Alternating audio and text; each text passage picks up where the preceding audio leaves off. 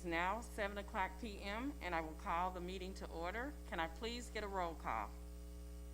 Vice President Anderson. Here. Councilor Blakely. Here. Councilor Forbeck. Here. Councilor Keys. Here. Councilor Levy. Here. Councilor Preschel. Here. President Duncan. Here. All are present. We have a quorum. Thank you. Counselors, please mute your phones and rise and join me in the Pledge of Allegiance. We will remain standing for a moment of silence for the late Town Board Chair, Tammy Magley. I Pledge allegiance to the flag of the United States of America and to the republic for which it stands, one nation, under God, indivisible, with liberty and justice for all.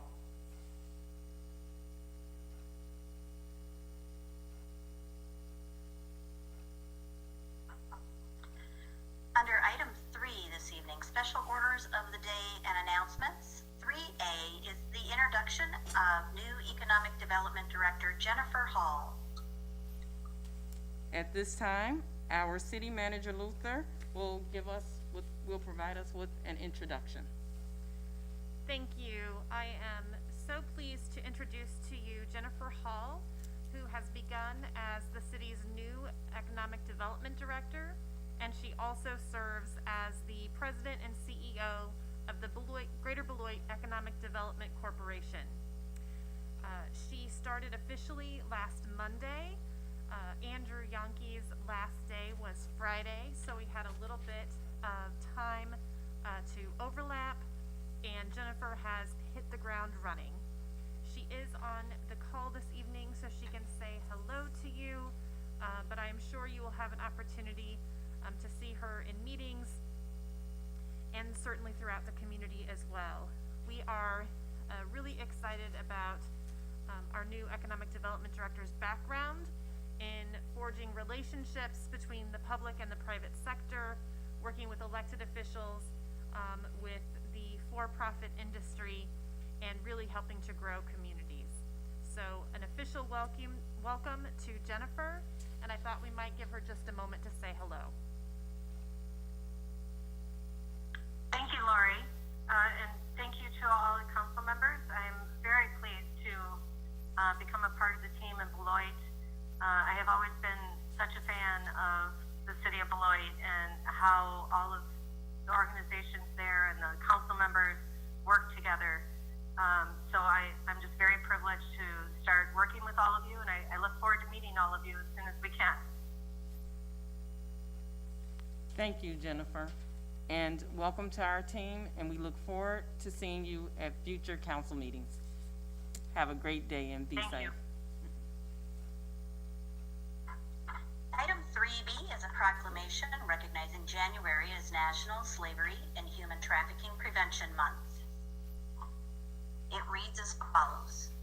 Whereas the problem of human trafficking is enormous, with traffickers exploiting nearly 25 million victims worldwide for profit, and whereas our nation took steps in the global fight against human trafficking by enacting the Trafficking Victims Protection Act of 2000, and whereas traffickers are motivated by money, and human trafficking has estimated profits exceeding $150 billion per year, and whereas anyone can be a trafficking victim, human trafficking includes forced labor and sex trafficking, child labor, commercial sexual exploitation of children, forced marriage, child soldiers.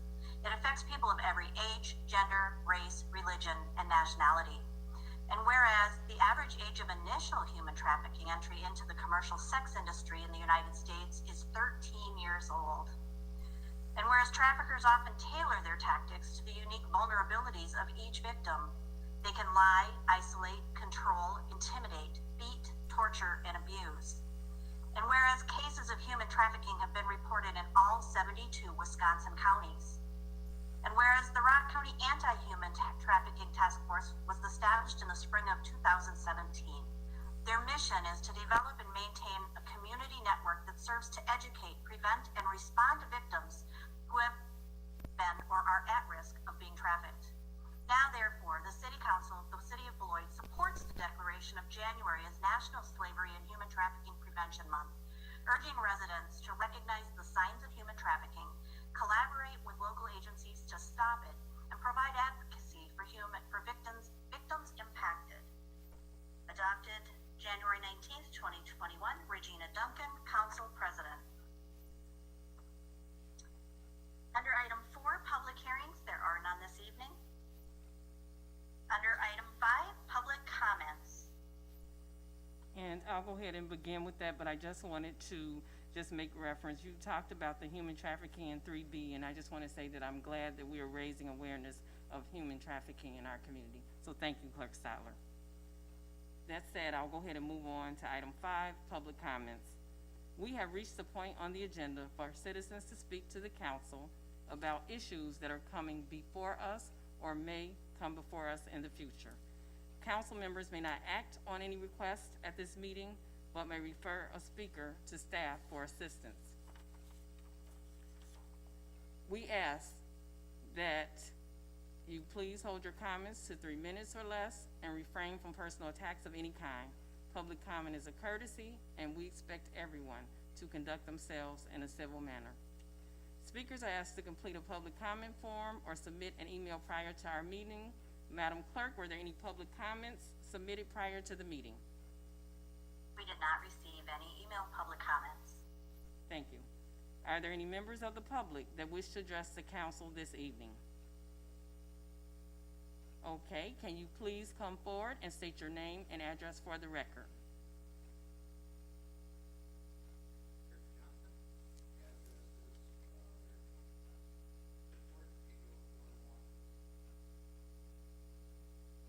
Can you please repeat that address? It's hard to hear with the mask. 2386 Terrace Court. Thank you. 804 Milwaukee Road and State Street. Thank you. You can proceed. Hi, the reason I'm here, hello councilors and city staff. I'd just like to call attention to an ordinance that I've been battling for a number of years now. That I feel needs some more modernization to reflect current environmental trends in regards to native landscaping and wildflowers. I've had a lot of difficulty in getting the type of landscaping that I firmly believe is environmentally beneficial to our area. Honestly, all of the landscaping that I have tried to institute at my property was kind of followed in the mold of what the city has done through Riverside Park and other areas, and I find it very beautiful, and it brings a lot of life and nature, and it's just aesthetically pleasing as well.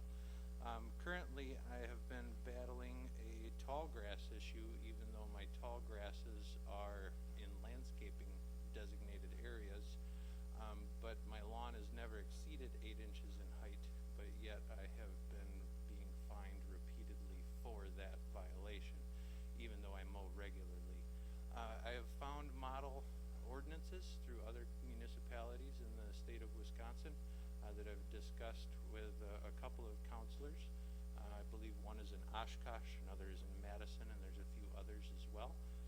So at this time, I'm just asking city staff and counselors to consider making some more forward-thinking and environmental changes to the ordinance to add a little extra clarification so that members of the public can make those type of landscaping improvements without having to go through the hassles and the heartache that I have. And this would be in specific reference to ordinance number 7.235. Thank you, Mr. Johnson. Thank you very much. Are there any other members of the public that wish to address the council this evening? Final call. Are there any members of the public that wish to address the council this evening? You're welcome. Public comment is now closed. Item 6 is the consent agenda. All agenda are considered routine and will be enacted by one motion. There will be no separate discussion of these items unless a council member so requests, in which event the item will be removed from the general order of business and considered at this point on the agenda. Thank you, Clerk Sattler. Would any councilor like anything removed from the consent agenda? Can I please have a motion to approve the consent agenda, including items 6A through 6C? Is there a motion? I so Nancy moved. Corbett, I so move. Juried, Blakely. Moved by Councilor Blakely, I believe was seconded by Councilor Forbeck. Sure. At this time, there is a motion and a second to approve the consent agenda. Are there any questions or discussion? I'll ask the clerk to please call the roll. Vice President Anderson. Aye. Councilor Blakely. Aye. Councilor Forbeck. Aye. Councilor Keys. Aye. Councilor Levy. Aye. Councilor Preschel. Aye. President Duncan. Aye. The consent agenda carries unanimously. Under item 7, we have 7A, which is consideration of resolution 2021-008 for a new Class B beer and Class B intoxicating liquor license for B&I Beloit Business LLC, doing business as Liberty House Whiskey Lounge, located at 1901 Liberty Avenue. Arvin Usini, agent. At this time, Clerk Sattler will provide us with a report from the ABLCC. Thank you, Madam President. B&I Beloit Business LLC, that will be doing business in the former business that was known as Clarabow and Gatsby Wine Bar. They will be located at 1901 Liberty Avenue on the west side of town, doing business as Liberty House Whiskey Lounge. And they're applying for a Class B beer and Class B intoxicating liquor license for the license period ending June 30th, 2021. They did complete a full application. The publication was put in, the ABLCC reviewed it. The owners, there are 2 owners to this business, they have both been quite active in making sure that they are following all of our rules and regulation. Arvin goes by Benny, and his partner Alir have been very good at communicating with the clerk's office and making sure that all the paperwork and documentation is in. One of the unique things that happened with this license was when Clarabow and Gatsby Wine Bar closed, they let their liquor license expire in June 30th, 2020. So this property was for sale with no liquor license on it. We informed the owners that they could indeed apply for a Class B beer and wine to potentially start out, and maybe at some point a license will become available. They went out on their own and researched some properties that had the Class B liquor license, and they found that Diamond Lane's Bowling Alley was up for sale.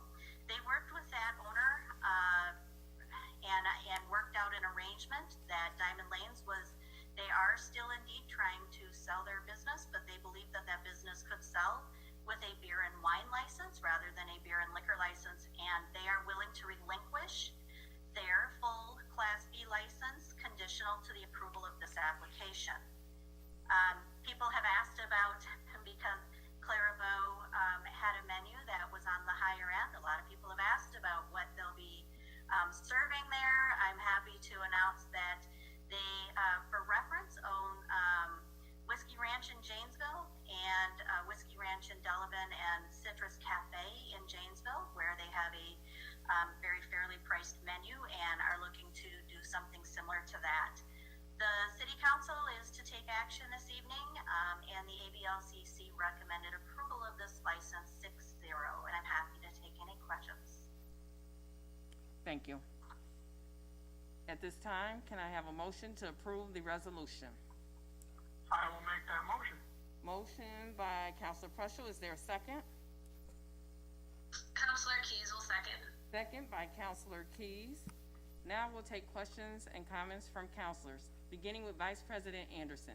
Vice President Anderson, do you have any questions or discussion on the motion? No questions. I'm just happy to see somebody take that building.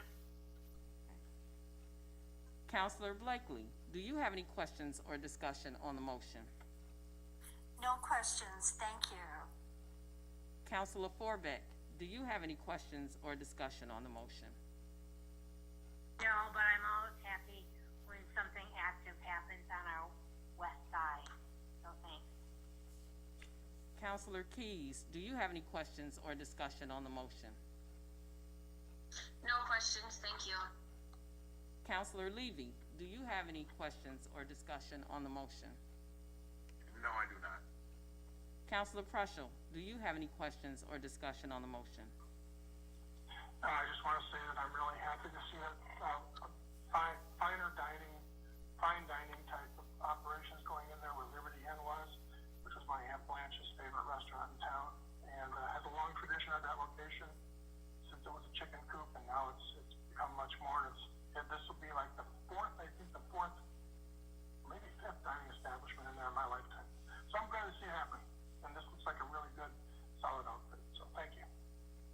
Thank you, Counselor Prushel, and I would echo that sentiment as well, and am excited to see something else going on the west side of town, so that's wonderful. At this time, there is a motion and a second to approve the resolution. I will ask the clerk to please call the roll at this time. Vice President Anderson. Aye. Counselor Blakely. Aye. Counselor Forbeck. Aye. Counselor Keys. Aye. Counselor Levy. Aye. Counselor Prushel. Aye. President Duncan. Aye. That motion passes unanimously. There are no ordinances under item 8 this evening. We move to item 9, appointments. The individuals about to be named have been nominated for a seat on a city board, committee, or commission. Each nomination is subject to confirmation by the city council. Approval of appointment will be accomplished by one motion unless a council member requests to take up nominations separately, in which event the nomination will be removed from the general order of business and considered at this point on the agenda. We actually have 2 votes this evening, and so the first vote that will be the appointments that are being recommended to the Business Improvement District, known as the Downtown Beloit Association. We have incumbent Guy Bucifero to a term expiring December 31st, 2023. Incumbent Daniel Reamer to a term expiring December 31st, 2023. And incumbent Stephanie Ashley Hoppy to a term expiring December 31st, 2023. Thank you, Clerk Stotler. Can I have a motion to approve the appointments? Is there a motion? I'll make that motion. Motion by Counselor Prushel, is there a second? I will second. This is Second Counselor by Blakely. Counselor Blakely. Is there any discussion? At this time, there's a motion and a second to approve the appointments. I will ask the clerk to call the roll. Vice President Anderson. Aye. Counselor Blakely. Aye. Counselor Forbeck. Aye. Counselor Keys. Aye. Counselor Levy. Aye. Counselor Prushel. Aye. That passes unanimously. The second appointment this evening is to the Board of Review that you interviewed earlier this evening. You would be approving incumbent James Rowe to a term ending December 31st, 2025. Can I please have a motion to approve James Rowe for the Board of Review? Is there a motion? I so move. Nancy Forbeck. Moved by Counselor Forbeck. Is there a second? I second. Counselor Blakely. Second by Counselor Blakely. Is there any discussion?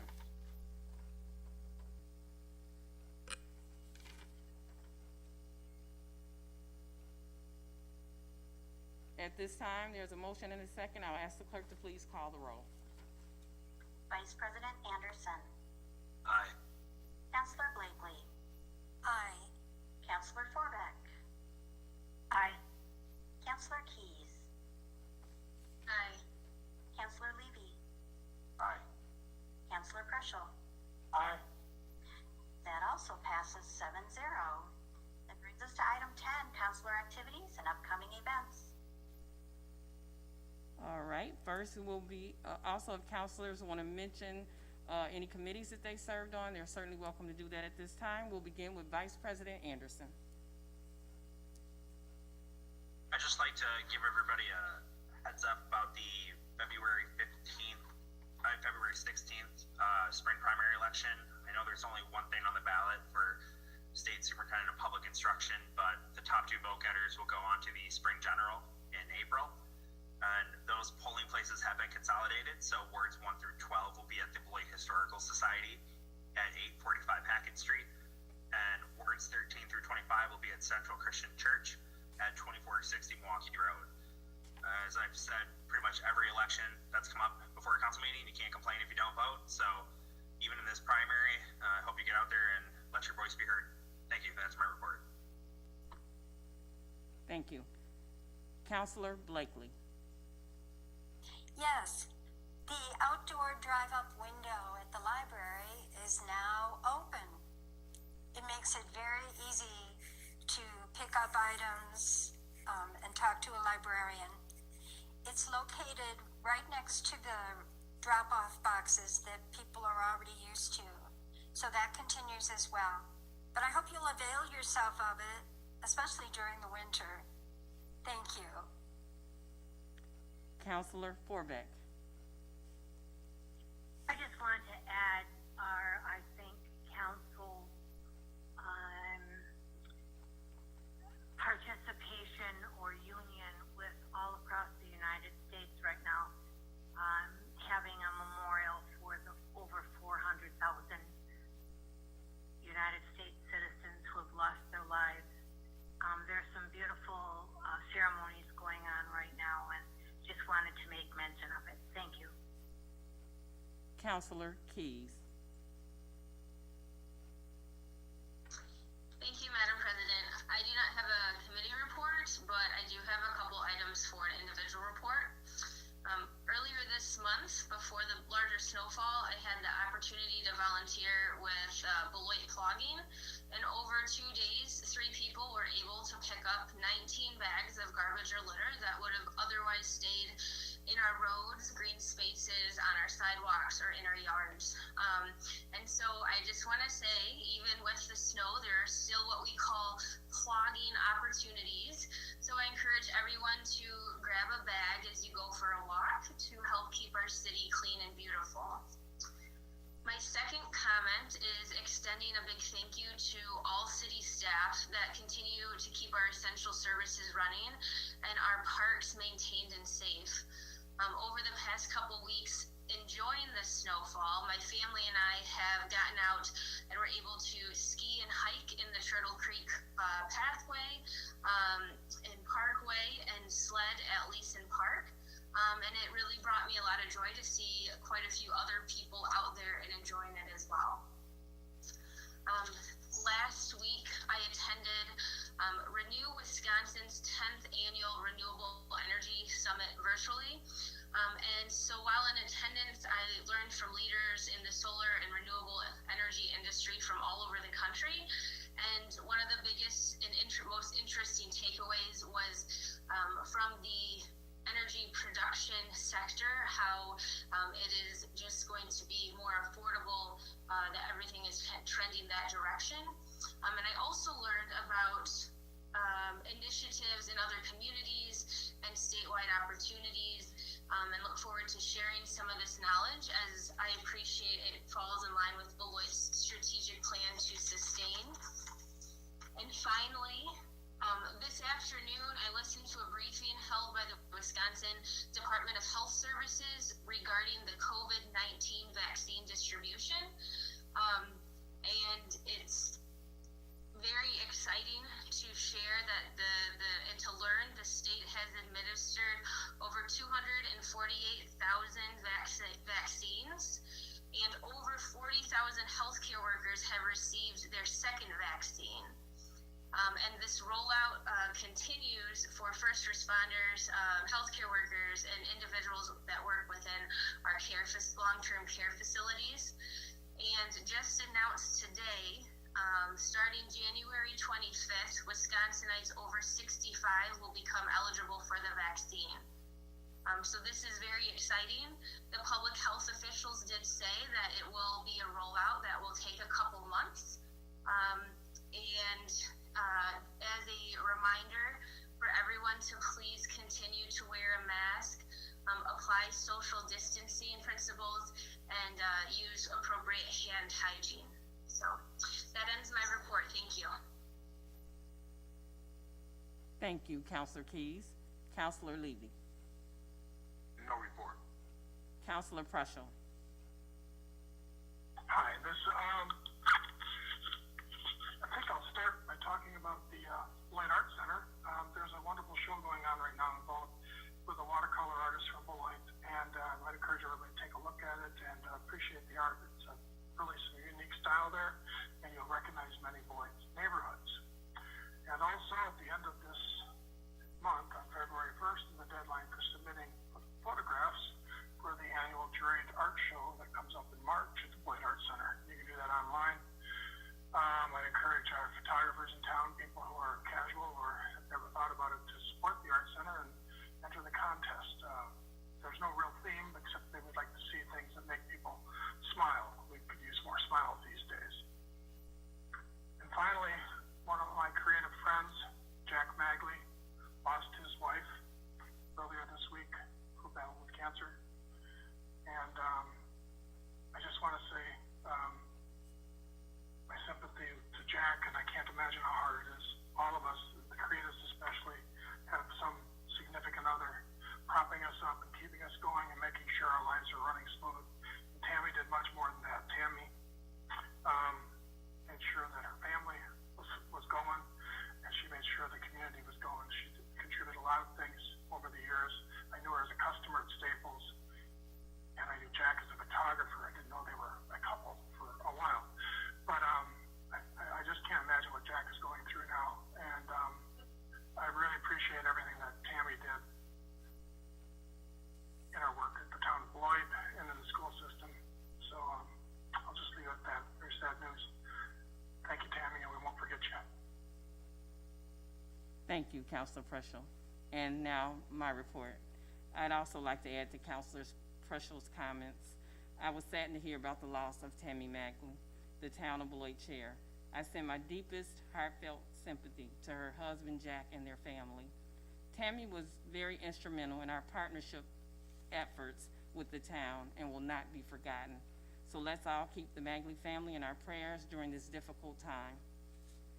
Also, I'm proud of the city of Beloit's formal recognition of Dr. Martin Luther King Jr. Day as a holiday.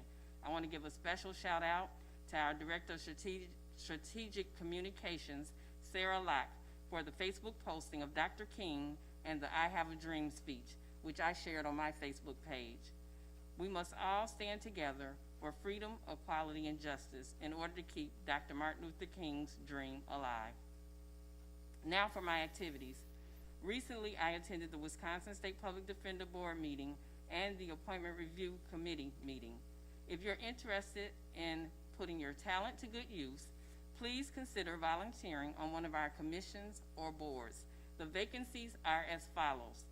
Our Alcohol Beverage License Control Committee has one vacancy for a Tavern League rep. Our Board of Appeals, there's one vacancy for a first alternate and one vacancy for a second alternate. The Board of Review, there's two vacancies for alternates.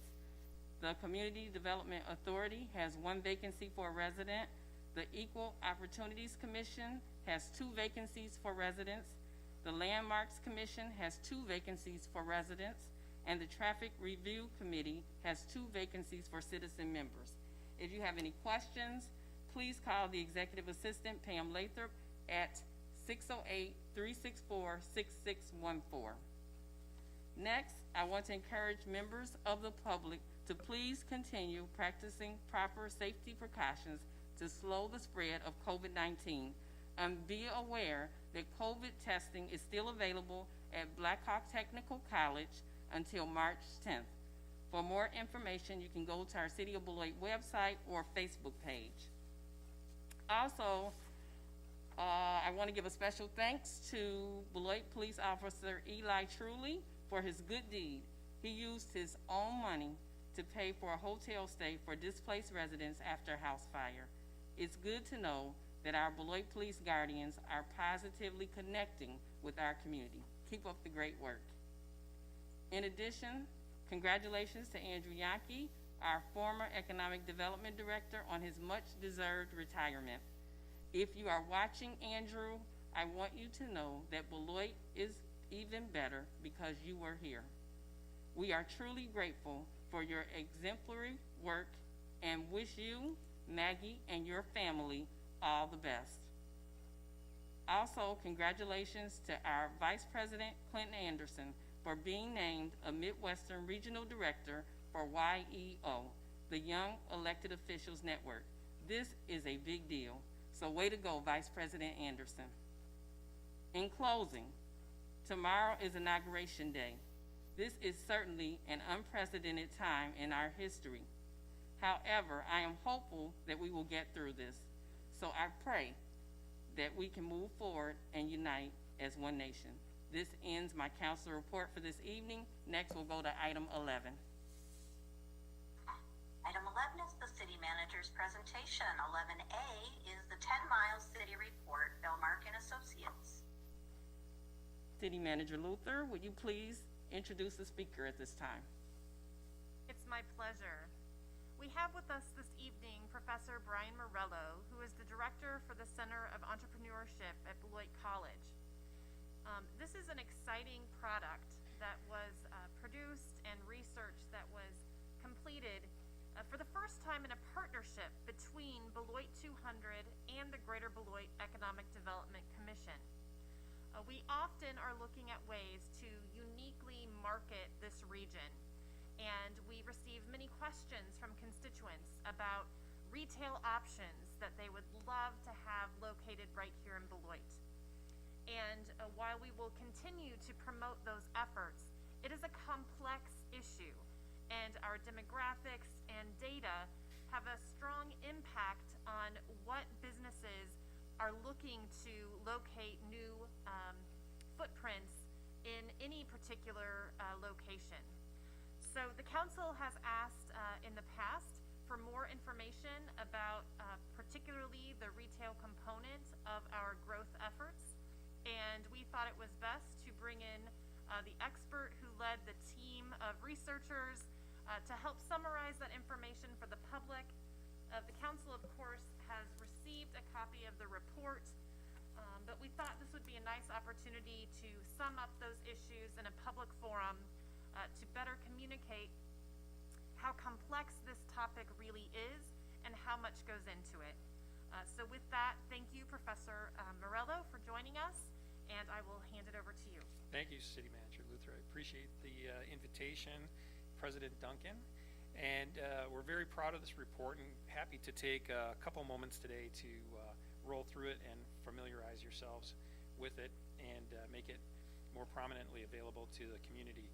So as City Manager Luther said, my name is Brian Morello. I'm a professor of entrepreneurship and a director of our Center for Entrepreneurship at Beloit College, which is located downtown, right across from the new operation of the Beloit Daily News and next to Trucked Taco. So we're right downtown in the thick of things, and we have many things going on at the center, including the Access Television station that brings these council meetings to you every week, in addition to the things we're going to discuss tonight. So the Belmark and Associates is one of the programs I advise, and it's a market research company that takes on real clients and answers direct questions that are interesting to them. We've done things with Axe Housing, which addresses building communities in the Merrill and Hackett neighborhoods with home ownership. We've done things to review police department safety as a client. We also deal with private companies, one of which is a company that buys municipal bonds and looks at sustainability. So the students do lots of different research, and the project that we're going to talk about tonight is funded by the Greater Beloit Economic Development Committee. I extend my welcome to Jennifer Hall as well as our new director, and of course add my congratulations to Andrew Yankee and his marvelous work over many years. He He helped engage us in this project along with John Franks and David McCoy. And this is a report that we've done biannually over more than 10 years. So it comes out every 2 years, and its purpose is to provide data and market trends to help businesses assist in their planning and development. And when a business is thinking about coming to Beloit or staying in Beloit, a lot of times it's de rigueur that they would have a product like this, a report like this to refer to so they could understand what the market opportunity is.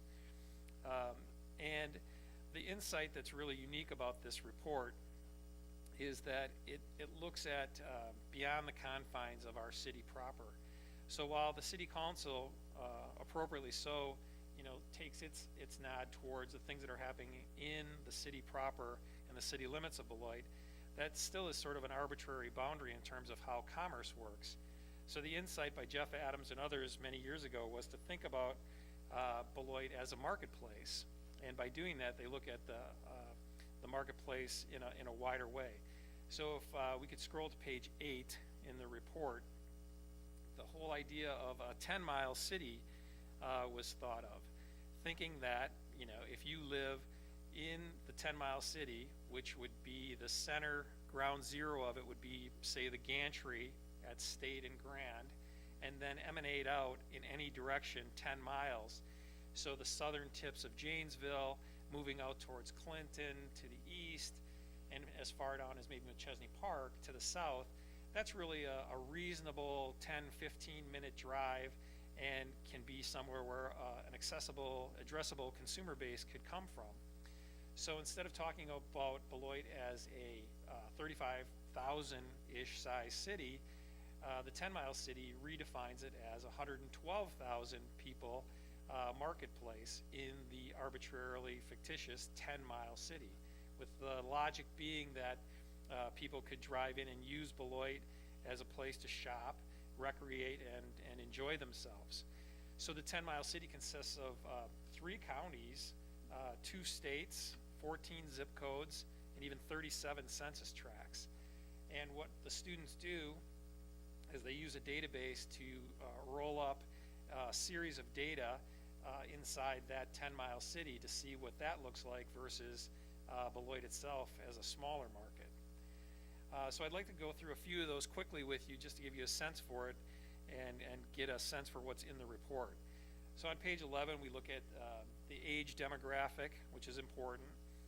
Beloit's average age, median age, is 40 years old. Over the years we've been doing the report, the 112,000 people as our population in 10-mile city is held very constant, but we're getting older. That population is growing older. And that might be interesting both for the council and for business people thinking about it in terms of school usage, labor supply, things like that, because as your population ages, those people are going to consume differently than young families. On page 12 we look at ethnicity, which kind of hammers home the difference between the 10-mile city and maybe the city proper, where these numbers don't add up exactly like they would when looking at the city proper. But our ethnicity in the 10-mile city is approximately 73% white, 7% black, 9% Latino. And there's other categories, but those are the predominant ones, and that's discussed. The report is a little bit difficult to interpret because the census data incorporates Latino heritage with white in the census data. So we break that out with cultural identity to have 73% white, 7% black, and 9% Latino. On page 13 we talk about education. 23% of our citizens in the 10-mile city hold a bachelor's degree or higher, and enjoy the benefits of places like Beloit College and obviously Blackhawk Tech and some of our learning institutions. That's also important obviously to a business and knowing what their labor supply might be and how educated and what kind of skill sets they have. On page 14 we also look at housing, which is a key element for any business trying to understand the opportunity there. In the 10-mile city there's approximately 50,000 housing units, 65% of which are owner occupied. So and the median value of these houses are about $150,000. So you have 65% of the people owning their own home, and of those, there's 50,000 units. And that's something to keep an eye on, is that equation and tendency towards rental or home ownership, which we studied in the Axe Housing project. Was one of those things we tried to tackle, trying to understand the proportion of rentals versus home ownership. On page 15, we look at income and spending. The median income in the 10-mile city is $60,000. That's very comparable to other like-size cities that we've looked at. And there's a spending potential index on page 15, which looks at the idea of how our market spends versus the baseline of 100. And in this report, it actually shows that there's more potential spending from our consumers in 10-mile city than is actually realized. So that would be something that a business might be interested in, and seeing that there's actually potential for more spending if the proper business was put in place. That's a quick snapshot of some of the key variables that we look at. We also look at labor, business composition. So, for example, there's about 50,000 potential workers in the 112,000 population of 10-mile city, 3,500 businesses in that market. And we also have a page that looks at comparable cities to see how we stack up against other cities in some of these key categories of age and ethnicity, education, housing, income. So lots of data and lots of things for a potential business person or someone thinking about moving to the area to consider and look at and realize about Beloit and the 10-mile city. And if we flip to page 21, this is sort of a congratulatory slide that shows that, you know, with all the planning and persistence of the Beloit 200 and all these civic groups that have engaged in all this planning and persistence and resilience over the many years, it's really showing and paying its dividends now with, you know, the many things that you talk about in these meetings on a regular basis of economic development, of Amazon's new presence here, all the retail and restaurant, hospitality, residential construction, the powerhouse at the college, ABC Stadium coming online. So you can see that there's lots of things to talk about, and this report helps solidify those economic factors and data to help more businesses realize the wonderful opportunities there are of living, working, playing in Beloit. And we're proud of this report. We're happy to talk about it a little bit tonight. Normally a student would present this. This is a student-based business, but they're on break.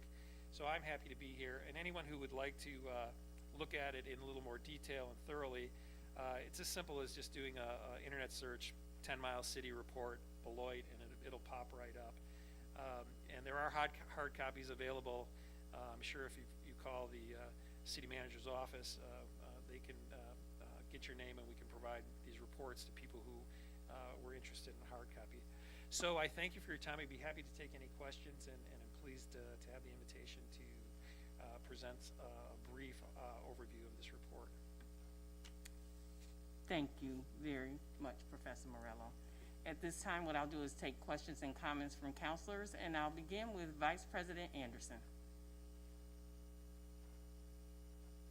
I have no questions. I just want to thank you for giving us this brief presentation and making this available for us to further review. And once again, thank you. Counselor Blakely. Thank you. Thank you for being here this evening, Counselor Forbeck. Professor Morello. And I wanted to thank you heartily Thank you for having me. It's good to hear your voice. for all the work that you and your team. Can you hear me? I'm sorry. Yes. We can, Counselor Blakely. Did you have another comment? You can go ahead if you do.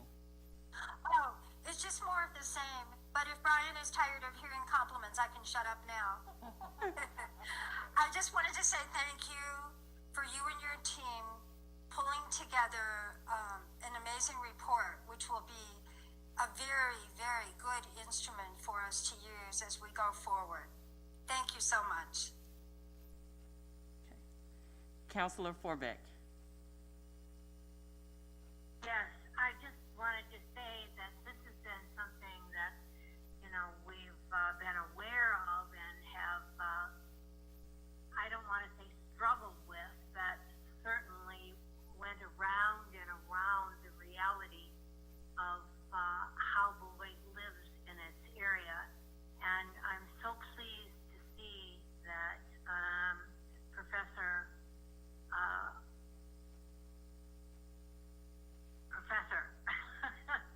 just blank here. You've done it such a good job in putting this on paper. Years ago, I was at the chamber, and I just want to say that it's a delight to be able to see how you got everything so concise. Thanks. Thank you. Councilor Keys.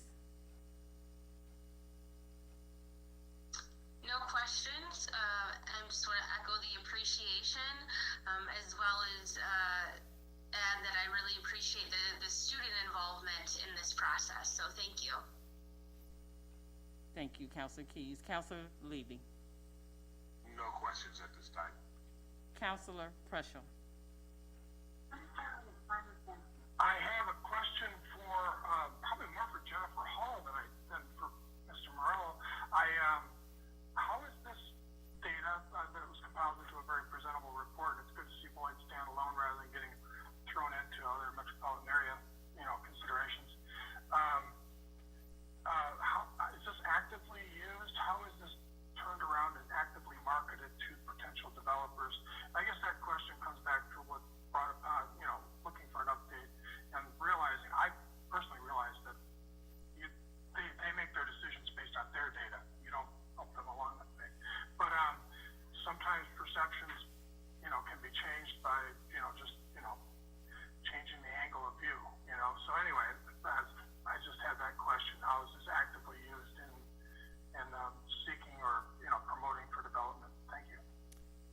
Well, I can tell you, Councilor Preschel, that this is an expected series of data that any serious municipality has as part of their marketing portfolio to invite potential businesses to come in. We like to think we've done a good job on it, and it's on the website, and the Greater Beloit Economic Development Committee uses it regularly in their arsenal of items that they use to present data and information to inquiries that they get. So it's used essentially to anybody who's interested in exploring Beloit, and they're given either a hard copy or invited to look at it through a link on the website. And if Yeah, I may- shared the link and some screenshots here last I guess it was December, whatever, sometime late last year. And I appreciate the accessibility of the data, and that's an important thing when it comes to this. So I do appreciate that. I just think there's a lot of mystery of how this happens, and sometimes we're not good about educating the public on how the reality of things works. Counselor, this is Jennifer Hall. Thank you for the opportunity, and I want to thank the professor for this terrific report. I've read a lot of these reports over the years for many different communities, and it's very thorough and very clear, and it certainly provides the right sort of information that will help us when we're in communication with site selectors and different developers to bring them to the community. And I hope in the very near future we'll be getting the EDC website updated with all of this data, and certainly as was just stated, we will be providing this in personal conversations with all developers and site selectors that we're in conversations with. Thank you, Jennifer. And I believe that our city manager, Luther, may have a comment. Did you have something to add? No, I just wanted to make sure that our new economic development director also had an opportunity to respond. Sure. But I think, just from my perspective, the most powerful tool is the fact that we aren't attempting to market Beloit on an island. And the larger your market, frankly, pretty much wherever you are, the more you are able to attract. So the fact that the city and GBDC has this track record over years and years of really understanding regionalism in a way that perhaps not every municipality does, and truly what benefits this economic region, and particularly the 10-mile city, does benefit Beloit proper. So it's an exciting concept, and I always look forward to seeing that updated data. Thank you.